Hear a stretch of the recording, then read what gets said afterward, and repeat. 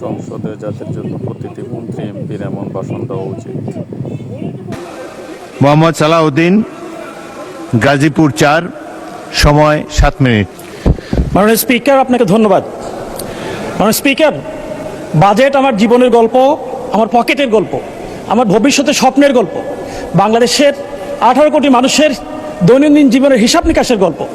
কিন্তু এবার মাননীয় অর্থমন্ত্রী যে বাজেট প্রকাশ করেছেন, প্রস্তাব করেছেন, এ বাজেট আসলে আশারে গল্প। মাননীয় স্পিকার, প্রায় 3.25 লক্ষ কোটি টাকা ঋণ নির্ভর যে বাজেট পেশ করা হয়েছে, সে বাজেট শুনে, ঋণের কথা শুনে আমাদের বিরোধী দলের অনেক সংসদ সদস্য উষ্মা প্রকাশ করেছেন, আশ্চর্য হয়েছেন। আমি কিন্তু একটু আশ্চর্য হইনি, কারণ যারা নিজেরা ঋণ নির্ভর, ঋণগ্রস্ত, ঋণ খেলাপি, তারা ঋণ নির্ভর বাজেট দিবে, এটাই তো স্বাভাবিক। মাননীয় স্পিকার, এ বাজেট পেশ করার আগেই বাংলাদেশে গত 4 মাসে এই সরকার এসে প্রায় অধিকাংশ পণ্যের মূল্য বৃদ্ধি করেছে। এ বাজেট পেশ করার আগেই 14টি ভোগ্য পণ্য সহ প্রায় বড় বড় যে পণ্যগুলো মানুষ নিত্যদিন ব্যবহার করে সেগুলো মূল্য বৃদ্ধি পেয়েছে। এবার বাজেট পেশ করার 7 দিন আগে বিদ্যুতের মূল্য বৃদ্ধি করা হয়েছে, 10 দিন আগে জ্বালানি তেলের মূল্য বৃদ্ধি করা হয়েছে, কিছুদিন আগেই এলপিজি গ্যাস 1200 টাকা থেকে 1940 টাকা বৃদ্ধি করা হয়েছে।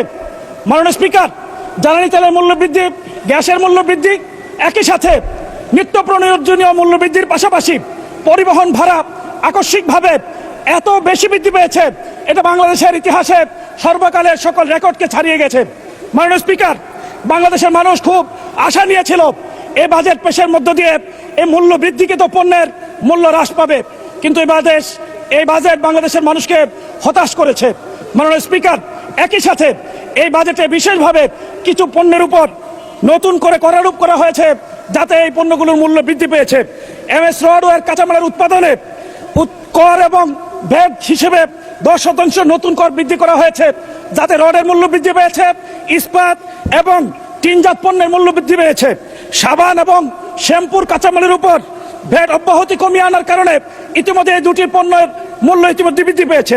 মাননীয় স্পিকার, বাংলাদেশ গরিবের দেশ, বাংলাদেশ সমৃদ্ধির পথে যাত্রার দেশ, কিন্তু এই বাজেটকে অনেকে বললো, আমি শুধুমাত্র এটাকে গরিব মারার বাজেট হিসেবে বলতে চাই না। এটা শুধু গরিব মারার বাজেট নয়, গরিবকে হয়রানির বাজেট। কোটি কোটি খুচরা ব্যবসায়ীদের জন্য এক হয়রানির নাম করা হয়েছে 0.2% অগ্রিম কর স্থাপন করার মধ্য দিয়ে। এই করের মধ্য দিয়ে এই সরকার নতুন করে আমাদেরকে স্মরণ করিয়ে দেয় সেই 76 মনন্তরের কথা। মাননীয় স্পিকার, আপনি জেনে থাকবেন, ইস্ট ইন্ডিয়া কোম্পানি যখন এই বাংলার দেওয়ানির দায়িত্ব পেয়েছিল, তখন তারা রেজা খান নামে এক ব্যক্তিকে ট্যাক্স আয়ের জন্য দায়িত্ব দিয়েছিল।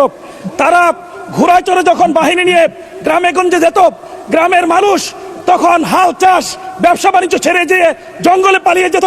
খুচরা ব্যবসায়ীদের মধ্যে ইতিমধ্যে আতঙ্ক শুরু হয়ে গেছে, তাদের উপর যে ভ্যাট করা হয়েছে, তাদেরকে এখন পালিয়ে বেড়াতে হবে, হয়রানির শিকার হতে হবে।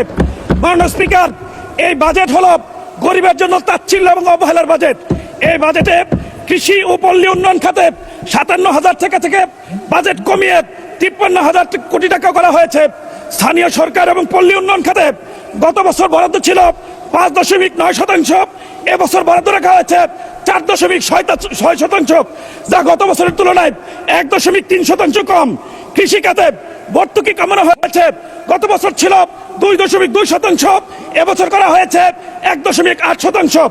মাননীয় স্পিকার, বার্ষিক উন্নয়ন কর্মসূচিতে কৃষি খাতে বরাদ্দ উন্নয়ন কমানো হয়েছে, গত অর্থ বছরে ছিল 8.9%, চলতি অর্থ বছরে করা হয়েছে 6.21%।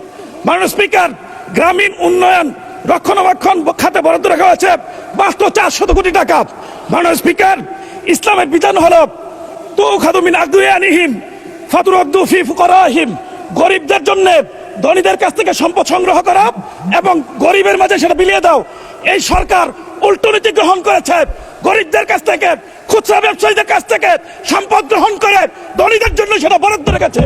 মাননীয় স্পিকার, এই সরকার অতীতের পথে হাঁটা শুরু করেছে। এই সরকার এই বাজেটে দুর্নীতিকে প্রমোট করেছে।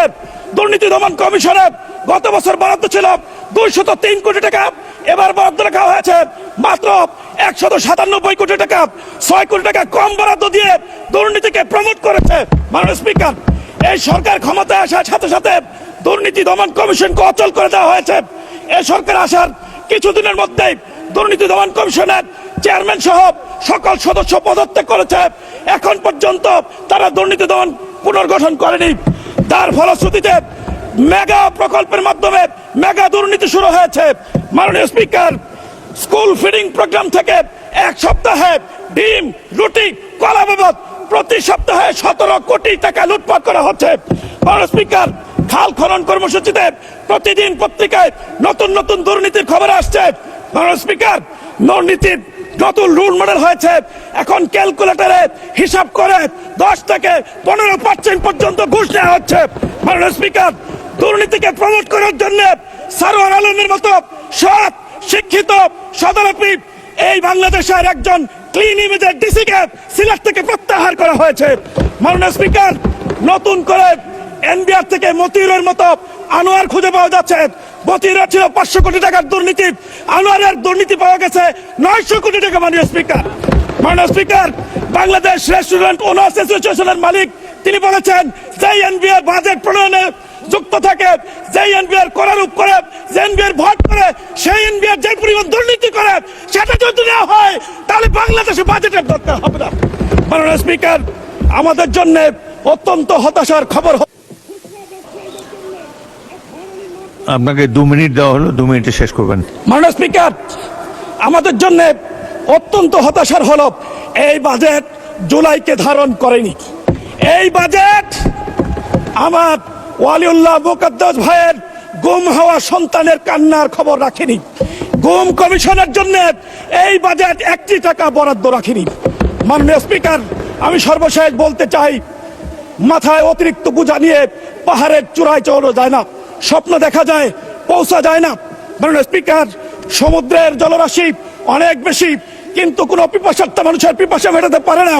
কিন্তু সামান্য কূপের পানি শত শত বছর ধরে হাজার হাজার মানুষের পিপাসা মেটাতে পারে।